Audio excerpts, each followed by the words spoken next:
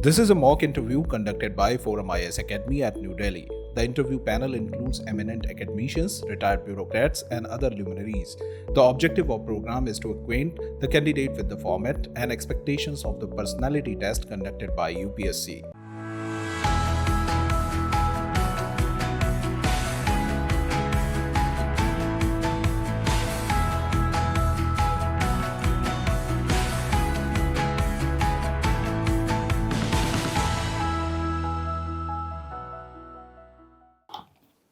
May I come in, sir?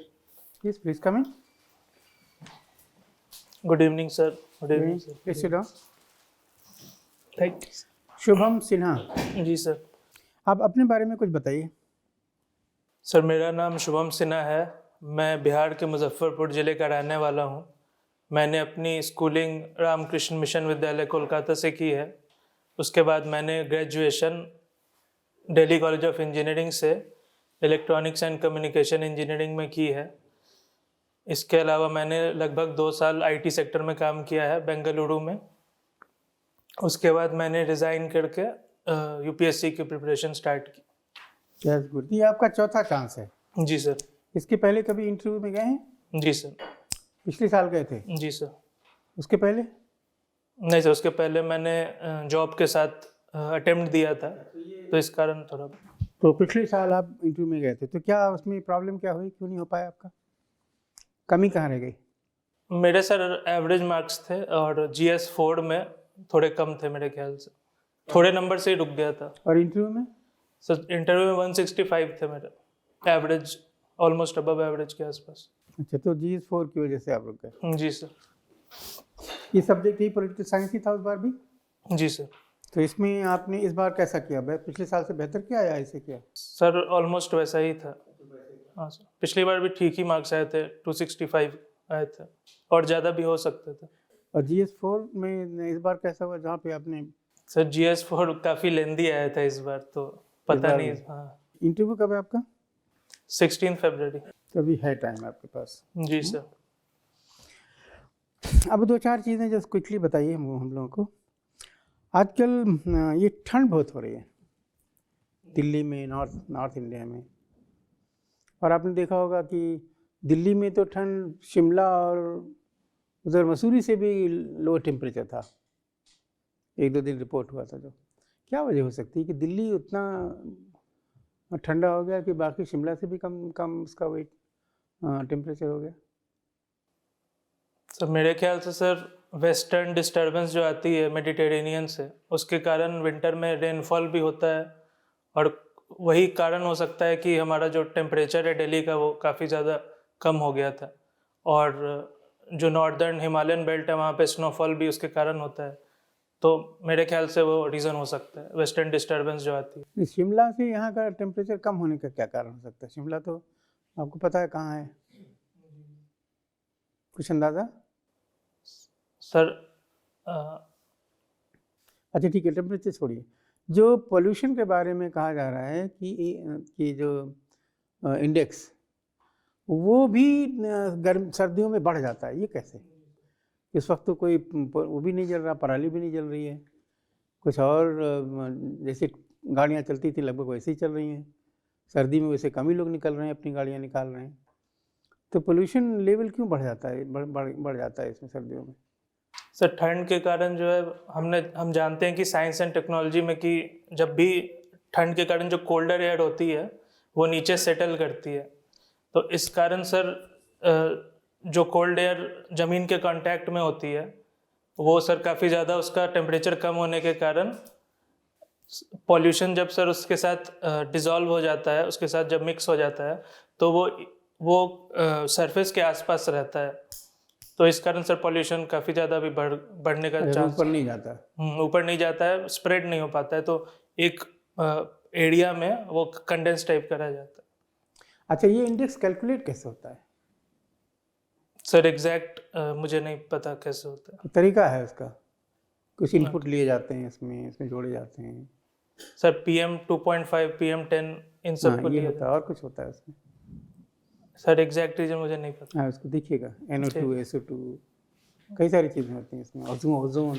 SO2 ozone ये सारी। और उसका एक फार्मूला होता है, किसको वेटेज देते हैं, किसको ओके। निकालते हैं उससे, को देखिएगा। इलेक्ट्रॉनिक्स कम्युनिकेशन के स्टूडेंट से मुझे ये भी पूछने का मन कर रहा है कि हम जब जाते हैं गूगल मैप इस्तेमाल करते हैं तो हमें पता चल जाता है कि फला जगह पे ट्रैफिक ज़्यादा है, मैप पे देख के। ये कैसे, what is the science behind it? Sir traffic में जो मोबाइल फ़ोन्स होते हैं उनका GPS ऑन होने के कारण जब सैटेलाइट से वो कनेक्ट होता है तो वो आगे पीछे ना होने के कारण वहाँ पे दिखाता है कि रुका हुआ है वहाँ पे।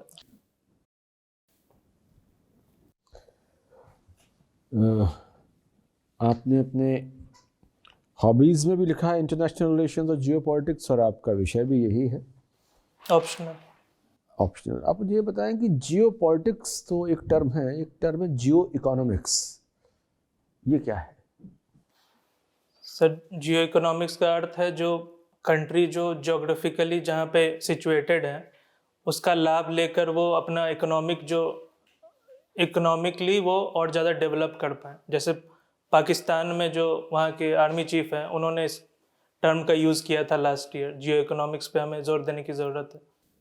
तो क्या आशय था उनका, बाजवा साहब का? उनका आशय ये था सर कि जो इंडिया के साथ ट्रेड एकदम नेग्लिजिबल है तो वो चीज़ हमें ना करके इंडिया के साथ ट्रेड ओपन करने की तरफ संकेत था। उन्होंने स्पष्ट भाषा में ये नहीं कहा था लेकिन संकेत इधर ही था कि जो ट्रेड है इंडिया के साथ उसे बढ़ाया जाए।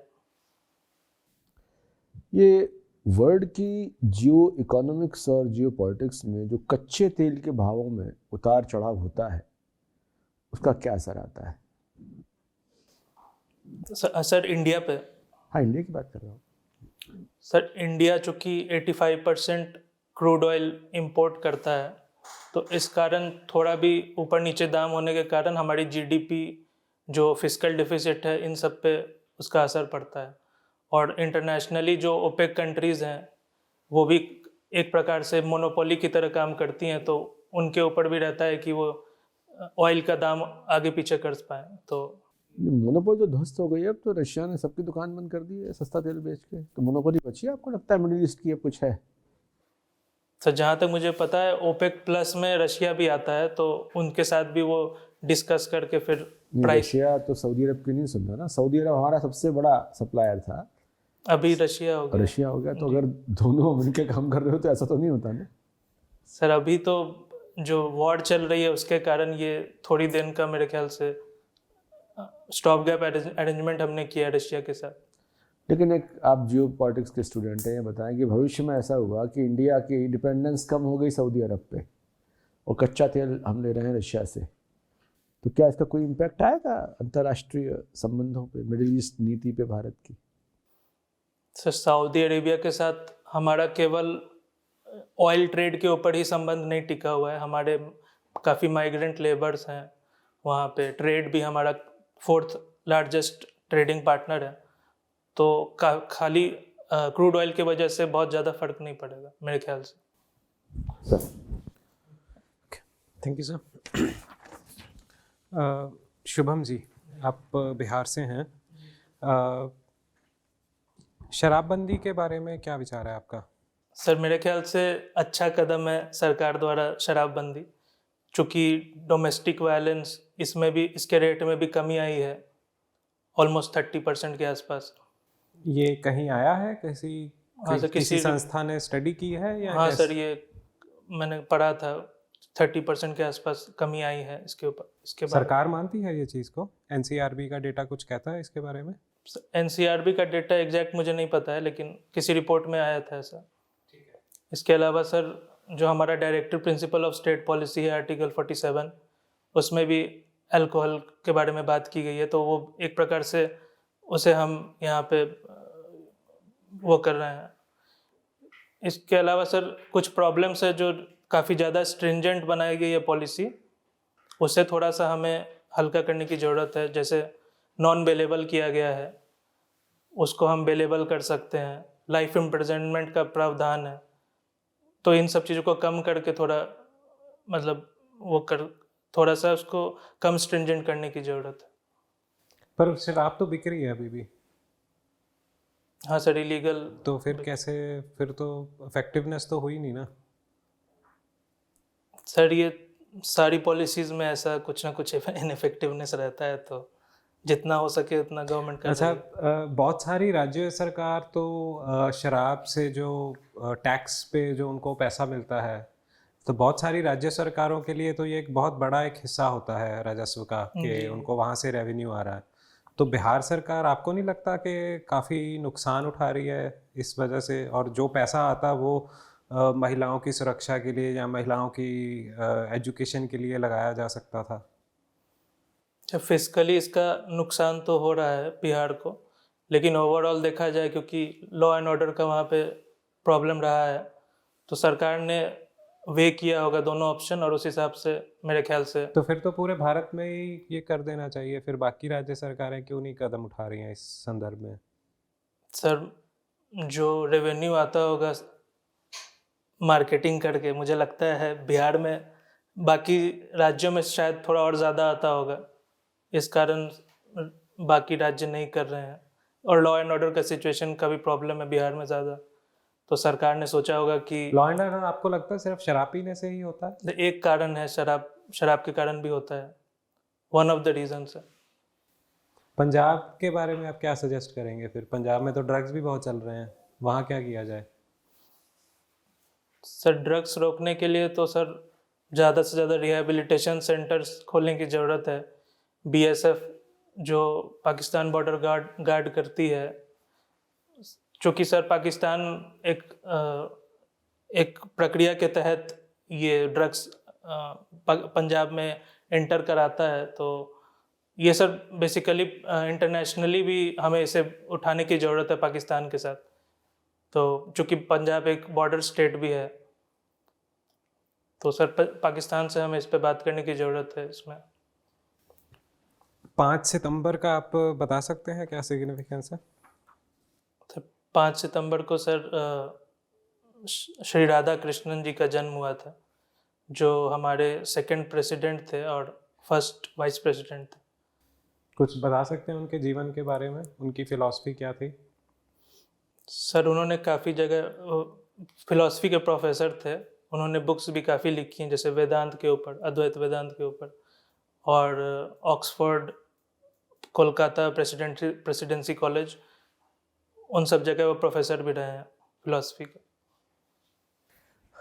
ठीक है, आखिरी सवाल, गंगा विलास के बारे में सुना है आपने? जी सर। क्या है गंगा विलास? सर क्रूज शिप है, जिसे प्रधानमंत्री ने कल उद्घाटन किया था, जो वाराणसी से चलकर थ्रू ढाका असम धुबरी तक जाएगी। तो ये चीज़ है इसमें। असम धुबरी तक जाएगा या उससे आगे भी जाएगा? असम में सर एग्जैक्ट किस प्लेस पे, मेरे ख्याल से धुबरी तक जाने वाली है, लेकिन असम लास्ट स्टॉपेज। इसका क्या आपको अच्छा कदम है, बुरा कदम है, क्या है आपका पर्सनल विचार, क्या है इसके बारे में? सर अच्छा कदम है, क्योंकि हमने नेशनल हाई वाटरवे जो बनाया है उसका यूज़ करके, प्लस हम बांग्लादेश के थ्रू जाएंगे, तो रेवेन्यू ही जनरेट होगा, इसके कारण जॉब्स जनरेट होंगी, तो ओवरऑल अच्छा कदम है। ठीक है, गंगा नदी साफ हो गई? सर अभी हो रही है, अभी तो काफ़ी साफ हुई भी है। काफ़ी साफ हुई है, पहले से काफ़ी अच्छा है। हाँ पहले से अच्छा। ठीक है, मेरी तरफ से इतना, मैं अगले Thank you, चैनल sir. में देना चाहूँगा। Okay sir, thank you. Shubham Sinha ji, जी आप सर। बिहार से हैं। जी सर। बिहार एक समय पे बड़े बड़े साम्राज्यों की राजधानी भी हुआ करती थी। वहाँ पर नालंदा यूनिवर्सिटी हुआ करती थी, पढ़ाई लिखाई में और वहाँ की रिसोर्सेज में, हर चीज़ में आगे था। मगर आज वो एक बीमारू स्टेट के नाम से जाना चाहता है। क्या वजह रही और क्या किया जा सकता है इसके लिए? सर काफ़ी सारी वजह रही हैं, जैसे हमने इंडस्ट्रियलाइजेशन उस तौर पे नहीं किया जैसे बाकी के स्टेट्स किए हैं, जो हमारी साउदर्न स्टेट्स हैं, उस प्रकार से हमने इंडस्ट्रियलाइजेशन नहीं किया है। इसके अलावा सर झारखंड के अलग होने के कारण हमारे जो मिनरल रिसोर्सेज थे वो भी बट गए। दूसरा झारखंड अलग होने से पहले भी कुछ बहुत अच्छी स्थिति नहीं थी। हाँ सर, वो भी है। उसके अलावा सर और कारण ये है कि सर हमारा जैसे एग्रीकल्चर पे जो है वो ऑलमोस्ट 80% पॉपुलेशन डिपेंडेंट है, जबकि वो जीडीपी में ओनली 20% कंट्रीब्यूशन करता है, तो प्रोडक्टिविटी की काफ़ी कमी है। तो हमें वो जो पॉपुलेशन है उसको इंडस्ट्रीज़ में, मैन्युफैक्चरिंग में यूज़ करने की ज़्यादा ज़रूरत है। तो एक पॉलिटिक्स का कोई लेना देना है? तो पॉलिटिक्स का भी लेना देना है, चूँकि सर वहाँ पे कास्ट के ऊपर वोट मांगने की, जो मैंने वोट बैंक पॉलिटिक्स बोला था, तो वो चीज़ रही है। ये तो सुप्रीम कोर्ट का जजमेंट भी रहा है कि कास्ट के ऊपर कोई भी वोट नहीं मांग सकता। 2016-17 में ये जजमेंट आया था लगभग। तो ये अभी भी कैसे प्रचलन में है? अभी भी लोग कैसे खुलेआम वोट मांग रहे हैं अलग अलग पॉलिटिकल पार्टी कास्ट के नाम पर? सर उतना खुलेआम तो शायद नहीं मांगते हैं, लेकिन पहले जैसे खुलेआम मांगा जाता था, अभी उस प्रकार से नहीं है। ओके। आपका जन्म टीचर्स डे के दिन हुआ। जी सर। कोई एक टीचर बताइए या कोई भी ऐसा जिसने आपको सबसे बड़ी सीख दी हो जीवन के लिए, माता पिता के अलावा कोई भी ऐसा इंसान? सर वैसे देखा जाए तो जैसे मैंने रामकृष्ण मिशन में पढ़ाई की है, तो जो स्वामी विवेकानंद है उनके टीचिंग से मैं काफ़ी प्रभावित हूँ। क्या क्या टीचिंग से प्रभावित है उनकी, क्या क्या रही हैं? सो जैसे वेदांत फिलॉसफी है, और उनका जो क्या है वेदांत फिलॉसफी? आपने अभी राधा कृष्ण जी के बारे में भी, एस राधा कृष्ण जी के बारे में भी बात कही उन्होंने वेदांता के बारे में। क्या है वेदांता? सर वेदांत का अर्थ है जैसे वन ऑफ द 6 फिलोसफीज है इंडियन जो फिलोसफी सिस्टम है उसमें। तो सर वेदांत का अर्थ है जो वेदास का जो अल्टीमेट जो नॉलेज है उसे हम वेदांत कहते हैं। तो उसमें सर काफ़ी ज़्यादा साइंटिफिकली सारी चीज़ों को एक्सप्लेन किया गया है, और सर उसमें जैसे आपने क्या सीखा उससे? सर उससे जैसे मैंने ये सीखा है कि सारे, जैसे स्वामी विवेकानंद का ये कहना था कि हर व्यक्ति में ईश्वर है, तो इस प्रकार से सर वो चीज़ मैंने सीखा है। इसके अलावा सर कॉन्फिडेंस के ऊपर उन्होंने काफ़ी बल दिया है कि आप फुटबॉल ना खेल के, गीता ना पढ़ के आप फुटबॉल खेलिए, वो ज़्यादा आपके लिए अच्छा होगा। इस प्रकार के जो, इसीलिए आपने मोहन बगान फुटबॉल क्लब ज्वाइन किया? सर वो मैं बंगाल में था, तो वहाँ मैं धीरे धीरे सीख गया फुटबॉल। तो गीता फिर आपने नहीं पढ़ी? गीता भी पढ़ी है सर। अच्छा। रिफॉर्म्स की बात करी विवेकानंद जी ने हिंदुइज्म में, जी। क्या कमियां हैं हिंदुइज्म में? सर उन्होंने बेसिकली ये कहा था जो हिंदू सोसाइटी है वो रिचुअल्स में काफ़ी ज़्यादा इन्वॉल्व थी उस दौरान, तो उन्होंने ज्ञान मार्ग पे चलने पे जोर दिया था, कर्म कांड को छोड़ के। तो ये चीज़ उनकी अलग थी। ओके। आप स्पोर्ट्स में रहे हैं काफ़ी, बैडमिंटन में, फुटबॉल में, क्रिकेट में। बैडमिंटन साउथ इंडिया में ज़्यादा प्रचलन क्यों है बैडमिंटन का? नॉर्थ इंडिया में ऐसा क्या है कि हम बहुत आगे नहीं निकल पा रहे? सर नॉर्थ के भी प्लेयर्स काफ़ी सारे वर्ल्ड फेमस हुए हैं, जैसे लक्ष्य सेन है, साइना नेहवाल भी नॉर्थ की ही हैं। बट वो सब साउथ इंडिया में जाके ही फेमस हुए हैं। तो साउथ में सर इंफ्रास्ट्रक्चर काफ़ी अच्छा है, जो जैसे पुलेला गोपीचंद की एकेडमी है हैदराबाद में, तो ये कारण है कि साउथ में लोग जाके ट्रेनिंग करते हैं। ओके। आखिरी सवाल मेरी तरफ से, आप इलेक्ट्रॉनिक्स एंड कम्युनिकेशन की भी पढ़ाई की है आपने? जी सर। तो ये आजकल इलेक्ट्रॉनिक व्हीकल की बात चल रही है, इलेक्ट्रिक व्हीकल की, तो क्या है इंडिया की पॉलिसी और हम कितना इसमें निवेश कर सकते हैं? क्या इसका फ्यूचर देखते हैं? सर भारत ने जैसे 2020 में फेम 2 पॉलिसी लाई थी, जिसके तहत हम काफ़ी सारे रियायतें दे रहे हैं, जैसे 80C में जो टैक्स ठीक है, वो कर रहे डिडक्शन। हैं। इलेक्ट्रिक व्हीकल का क्या भारत में या फिर दुनिया में आगे के प्रोस्पेक्ट्स क्या हैं? क्या हमें इसमें निवेश करना चाहिए, नहीं करना चाहिए? जी सर, हमें निवेश करना चाहिए। तो अब जैसे सर हमारा इंफ्रास्ट्रक्चर अभी उतना डेवलप्ड नहीं है, जैसे हमें चार्जिंग स्टेशंस बनानी पड़ेंगी, तो इंफ्रास्ट्रक्चर डेवलप करके हमें इसमें और ज़्यादा निवेश करना चाहिए, क्योंकि यही फ्यूचर है। Pollution sir, climate change, pollution, इन सब को देखते हुए फ्यूचर में इलेक्ट्रिक एक व्हीकल्स। एनवायरनमेंट हो गया, और इसके अलावा सर जैसे काफ़ी सारी कंपनीज हैं, स्टार्टअप्स हैं, टेस्ला जैसे है, वो सारी भी काफ़ी इलेक्ट्रिक व्हीकल्स में काफ़ी ज़ोर शोर से काम कर रही हैं। हमारी बेंगलोर में भी काफ़ी सारी इलेक्ट्रिक कंपनीज़ हैं जो इस पे काम कर रही हैं, और जो स्टेब्लिश्ड प्लेयर्स हैं Hyundai और होंडा, ये सारी कंपनीज़ वो भी अब अपने नए नए मॉडल्स लॉन्च कर रही हैं। तो फ्यूचर अच्छा दिख रहा है इलेक्ट्रिक व्हीकल्स का। ओके, ठीक है शुभम जी, धन्यवाद। जी सर, थैंक यू।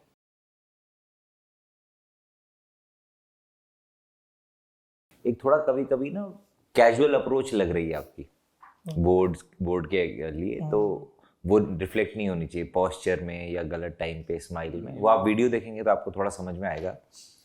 बाकी सिटिंग वगैरह थोड़ा इम्प्रूव कर सकते हैं, वो आप, मुझे मालूम है आप you have gone through the experience, improve कर लेंगे। वो कॉन्फिडेंस के साथ आएगा, बस रिवीजन काफ़ी अच्छे से करिए, थॉटफुल रहिए।